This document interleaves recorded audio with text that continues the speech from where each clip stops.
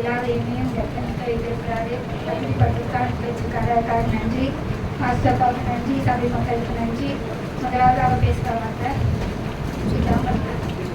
கத்தசாமி அப்பா ஸ்தோத்தரிக்கிற தகப்பனே, அவையான ஸ்தோத்தரிக்கிற தகப்பனே, இந்த நாளுக்கு கூட அப்பா பேசுகிற ஒவ்வொருவருக்கும் தேவனுடைய கருத்துக்கும்படியாய் கூட செபிக்கிறேன். ஒவ்வொருவரையும் மறைத்து ஆவியானவரை நீங்கள் வெளிப்படும்படியாய் கூட செபிக்கிறேன் தகப்பனே.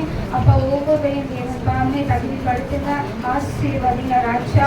சத்தியத்தை சத்தியமாய் சொல்ல பெருகத்தாங்க. நாங்கள் அசதியாவோ நிர்விசாரமோ ராதபடிக்கு அப்பா இந்த இடத்துல நிற்கும்போது ஒரு பயபக்தியோடு கூட நின்று வார்த்தைகளை சொல்ல கத்தசாமி செய்கிறார்கள்.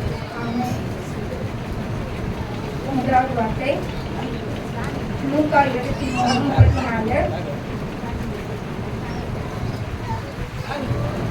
அப்பொழுது இயேசு, பிதாவை இவர்களுக்கு மன்னியும், தாங்கள் செய்கிறது இன்னதென்று அறியாதிருக்கிறார்களே என்றார். அந்த இடத்துல இயேசப்பா என்ன சொல்ல வர்றாருன்னா, அந்த இடத்துல நிறைய பாடுகளை இயேசப்பா அனுபவிச்சிருக்காரு. நிறைய பேர் அவரை அடிச்சிருக்காங்க, நிறைய பேர் அவங்கள அந்த வாரினால் அடிச்சிருக்காங்க, முள்கிரீடம் கொடுத்துருக்காங்க. அதுக்கப்புறம் பார்த்தீங்கன்னா அவரே இது பேசியிருக்காங்க. நிறைய காரியங்களை குறித்து அவர் திட்டி இருப்பாங்க. சிலுவை நடுவில் அந்த இடத்துல போகும்போதெல்லாம் அவரை அடிச்சாங்க, நிறைய ரத்தம் சிந்திருக்காரு. இவ்வளோ பண்ணியும் ஏசப்பாவை அந்த சிலுவையில் இருந்தாங்க. எல்லாருமே இருந்திருப்பாங்க. ஏசப்பாவை நேசிச்சுங்களும் அந்த இடத்துல இருந்திருப்பாங்க. ஏசப்பாவை பேசணுங்களை உபத்திரவம் பண்ணவங்களும் அந்த இடத்துல இருப்பாங்க. ஆனால் இவர்களை மன்னியும் அப்படின்னு சொல்லுவார். நம்மளுக்கு கூட அந்த மாதிரியான எண்ணங்கள்லாம் வராது. இப்போ நம்ம இருக்கிற நாட்கள்ல நிறைய பேர் நம்மளை திட்டினாலே அவங்ககிட்ட நம்ம பேச மாட்டோம். நம்ம யாராவது மவுண்ட் சிரிச்சுட்டு போனால் அந்த இடத்துல அவங்களோட திரும்பி கூட நம்ம பார்க்க மாட்டோம். ஆனால் நம்ம ஆண்டவர் எவ்வளோ பெரிய நல்லவர் பாருங்களேன். அவங்கள அடிச்சிருக்காங்க, சிலுவையில் அடிச்சிருக்காங்க, ஆணியால கரங்கள் அடிச்சிருக்காங்க, கால்கள் அடிச்சிருக்காங்க. ஆனாலும் கர்த்தர் எப்படி நேசிக்கிறாரு அவங்கள.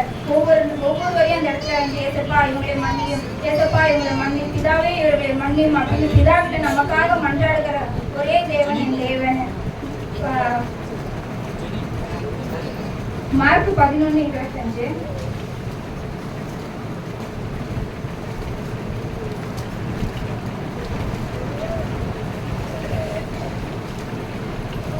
நீங்கள் நின்று ஜெபம் பண்ணும்போது ஒருவன் பேரில் உங்களுக்கு யாதொரு குறை உண்டாயிருக்குமானால் பரலோகத்தில் இருக்கிற உங்கள் பிதா உங்கள் தப்பிதங்களை உங்களுக்கு மன்னிக்கும்படி அந்த குறையை அவனுக்கு மன்னியுங்கள். நீங்கள் மன்னியாது இருப்பீர்கள் ஆனால் பரலோகத்தில் இருக்கிற உங்கள் பிதாவும் உங்கள் தப்பிதங்களை மன்னியாதிருப்பார் என்றார். இந்த இடத்துல பார்த்தீங்கன்னா நம்மளுக்கு அநேக பேர்கள் என்ன பண்றோம்னா, நம்ம நிறைய பேருக்கு சண்டை இருக்கிறோம், நிறைய பேர் கூட கோபமா இருக்கிறோம், நிறைய கசப்புகளோடு காணப்படுகிறோம். ஆனா நம்ம ஜெபிக்கும் பொழுது என்ன பண்றோம், ஏசப்பா இவர்களை மன்னியும், ஏசப்பா எங்களை ஆசீர்வதியும், அவங்க குடும்பங்களை ஆசீர்வதியுமே. இப்ப நாட்கள்ல நம்மளோட ஜெப நேரமே என்ன பார்த்தீங்கன்னா 15 நிமிஷம் தான். பொதுவான ஒரு ஜெபத்தோட கூட கடந்து போறோம். முதலாவது தேவ சமூகத்தை உட்காரும் போது முதல்ல கேட்கணும், ஏசப்பா என்கிட்ட என்ன குறை இருக்கு, நான் எதற்காக ஜெபிக்கணும், நான் யாரை மன்னிக்கணும் அப்படின்னு கேட்கணும். நம்மளுக்கே தெரியாது. சில நேரத்துல நம்மளுக்கே தெரியாம கூட சில பேர் நம்ம கஷ்டப்படுத்திட்டு வந்திருக்கலாம். ஆனா நீங்க தேவ சமூகத்தை உட்காரும் போது தான் ஏசப்பா வெளிப்படுத்துவாரு, நீ இந்த காரியத்தை அவங்களுக்கு செஞ்சுட்ட, நீ இந்த காரியத்தை அவங்களுக்கு பண்ணியிருக்க, நீ அதுக்காக மன்னிப்பு கேளு. முதலாவது நம்ம அவங்களுக்கு மனசார மன்னிச்சிட்டதுக்கு அப்புறம் தான் நம்மளோட ஜெபங்கள் கேட்கப்படுமா. நம்மள மனதார மன்னிக்கணும். நம்ம இப்போ வாழ்க்கைய மன்னிக்கிறது ரொம்ப கஷ்டமான ஒரு விஷயம். அது எப்படின்னா, நம்ம ஜெபிக்கும் பொழுது அவங்க நம்மளை பத்தி ஏதாவது பேசியிருப்பாங்க, கண்ணு மூடி நம்ம ஒரு ஜெபிக்கலான்னு உட்காந்துருவோம். ஒரு ஸ்டெப்பனா உட்காருவோம், இன்னைக்கு ஒரு 1 hour நம்ம ஜெபிக்கலான்னு. ஆனா ஏசப்பா அவங்க பண்ணது, அவங்க பேசுனதெல்லாம் பிசாசு நம்ம கண்ணு முன்னாடி காட்டிட்டே இருப்பான். அவங்க உங்களை எவ்வளவு காயப்படுத்தியிருக்காங்க பாரு, அவங்களுக்காக நீ ஜெபம் பண்ணாத, அவங்க உன்னை எவ்வளவு துக்கப்படுத்தியிருக்காங்க இந்த நாட்கள்ல அப்படின்னு சொல்லி காமிச்சிட்டே இருப்பான். அப்ப என்னவா பண்ணுவோம், ஒரு நிமிஷம் சரி ஓகே ஜெபம் பண்ணது போதும் அப்படின்னு சொல்லிட்டு எடுத்து வச்சுட்டு கிளம்பிடுவோம். அப்படி கிடையாது. நம்ம அதையும் எதிர்த்து தான் போராடணும். ஏசப்பா எங்களுக்கு அவங்கள மன்னிக்கவே முடியல ஆண்டவரே, எனக்கு ரொம்ப போராட்டமா இருக்கு, நான் அவங்களுக்காக ஜெபிக்கிறேன், நீங்க என்னை மன்னிக்கிறதுக்கான இருதயத்தை எனக்கு கொடுங்க, எனக்கு அவங்களால மன்னிக்கவே முடியல. நைட்டு சில பேருக்கு தூக்கம் வராது, காலையில எழுந்து ஏதாவது ஒர்க் பண்ணும்போது அவங்களோட சிந்தனையாவே இருக்கும். நம்ம தேவ சமூகத்தை உட்கார்ந்து அவங்களை மன்னிப்பு கேட்டுட்டு அடுத்துதான் நம்மளுக்கான தேவைகளை குறித்து ஜெபம் பண்ண முடியும். இப்படி நம்ம மன்னிப்பே கேட்காம நம்ம ஜெபம் பண்ணிட்டே இருந்தோம்னா நம்மளோட ஜெபம் கேட்கப்பட மாட்டாது. அது எத்தனை வருஷம் ஆனாலும் சில பேருக்கு போராட்டம் இருக்கலாம், சில பேருக்கு வியாதியில இருக்கலாம், சில பேருக்கு பிசினஸ்ல ஒரு தடையாவே இருக்கலாம், படிக்கிற விஷயமா இருக்கட்டும், வேலை ஸ்தலத்துல ஒரு ப்ரொமோஷன் ஆகட்டும், எல்லா கடத்துல ஒரு தடை இருக்கும். ஏன்னா அந்த இடத்துல நம்ம ஒருத்தரை மன்னிக்காமே கடந்து போயிடுறோம். அது அப்படியே நம்மளுக்கு தடையாவே இருக்கிறதுனால அந்த ஆசீர்வாதம் நம்மளுக்கு தடைப்பட்டு நிற்கிது. பிசாசு என்ன பண்ணலாம், அவங்க அதுக்காக மன்னிப்பே கேட்கல, அது அவங்க ஒப்பு கொடுக்கவே இல்லை, அவங்க மனம் திரும்பவே இல்லை, நீங்க எப்படி ஏசப்பா அவங்களை மன்னிப்பீங்க, நீங்க எப்படி ஏசப்பா அவங்களை ஆசீர்வதிப்பீங்க அப்படின்னு சொல்லி பிசாசுக்கிட்ட பேசிக்கிட்டே இருப்பானா. முதல்ல நம்ம என்ன பண்ணோம்னா தேவ சமூகத்தை உட்கார்ந்து ஏசப்பா நான் அவங்களுக்காக மன்னிப்பு கேட்கறேன், என்னால முடியல, ஆனா நீங்க மன்னிச்சிருங்க ஏசப்பா அப்படின்னு சொல்லும் பொழுதுதான் அவர் உங்களை மன்னிச்சுட்டு அந்த காரியத்தை குறித்து நீ ஏசப்பட ஒப்புரவாகிறல, அப்போ உனக்காக என்னெல்லாம் விஷயம் தடைப்பட்டு நிற்குதோ அந்த காரியத்தெல்லாம் கர்த்தர் நமக்காக தந்துடுவாரு. அதனாலதான் இருக்க சொல்றாங்க, நீங்கள் நின்று ஜெபம் பண்ணும்போது ஒருவன் பேர் உங்களுக்கு யாதொரு குறை உண்டாயிருக்குமானால் பரலோகத்தில் இருக்கிற உங்கள் பிதா உங்கள் தப்பிதங்களை உங்களுக்கு மன்னிக்கும்படி அதன் குறையை அவனுக்கு மன்னியுங்கள் அப்படி சொல்றாரு. நம்ம எவ்வளவு குறையோடு இருக்கிறோம், நம்ம எப்படி ரட்சிக்கப்பட்டோம், நம்ம எவ்வளவு பாவம் பண்ணியிருக்கோம், யாராவது யோசிச்சு பார்த்துருக்கீங்களா? தேவ சமூகத்தில் நம்ம உட்காந்து ஜெபம் பண்ணும்போது என்னென்ன ஜெபம் பண்ணுறோம்? இசப்பா என்னை ஆசீர்வதிச்சதுக்கு நன்றி, என் குடும்பத்தை ஆசீர்வதித்ததுக்கு நன்றி, என் பிள்ளைகளை கொடுத்ததுக்கு நன்றி, அவ்வளவுதான். ஆனால் நம்ம எப்படி ரட்சிக்கப்பட்டோம்? நம்ம கடந்து வந்த பாதை எவ்வளோ கஷ்டமான பாதை, எவ்வளோ விக்கிரகத்துக்கு மத்தியில் இருந்தோம், எவ்வளோ பண கஷ்டம் இருந்திருக்கோம், எவ்வளோ கடன் இருந்திருக்கோம், எவ்வளோ வியாதியில் இருந்திருக்கோம். இப்போ அந்த மாதிரி இருக்கோமா? இல்லை. எவ்வளவோ கர்த்தர் ஆசீர்வதிச்சிருக்காரு, எவ்வளவோ நம்மளுக்கு பலம் கொடுத்துருக்காரு. ஏதாவது பிரச்சனைனாலும் எப்படி சமாளிக்கணும்னு நம்மளுக்கு சொல்லி கொடுத்துருக்காரு. உட்காந்து ஜெபிக்கணும், என்ன வார்த்தைகளை சொல்லி ஜெபிக்கணும், எல்லா காரியத்தையும் குறித்து நம்மளுக்கு ஏசப்பா பேசியிருக்கிறாரு. அப்போ நம்ம அவர் சமூகத்தில் உட்காரும்பொழுது அவருக்காக நம்ம உட்காந்து டைம் ஸ்பெண்ட் பண்ணணும். மனுஷனுக்கிட்ட பேசும்போது ஒருத்தர்கிட்ட பேசிட்டு ரிட்டன் அவங்க என்ன பேசுவாங்களா நம்ம எதிர்பார்ப்போம்ல, அப்போ கடவுளும் அப்படிதானே எதிர்பார்ப்பாரு. நம்ம பேசிட்டு அவர் திரும்ப நம்ம கூட பேச வெயிட் பண்ணிட்டே இருக்காரு. ஆனால் நம்ம என்ன பண்றோம்? ஆமேன்னு சொல்லிட்டு எழுந்து போயிடுவோம். நம்ம உட்காந்து பேசும்போது தான் அவரோட இருதயத்துல என்ன இருக்கு, நமக்காக கர்த்தர் என்ன செஞ்சிருக்காரு அப்படின்றது நம்மளுக்கு தெரியும். ஒரு இது இருக்கு,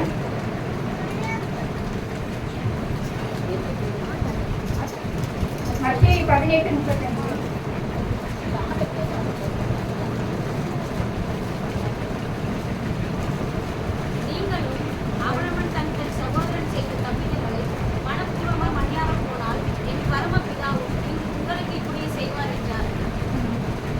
அதிகாரம் இருக்கும் 21.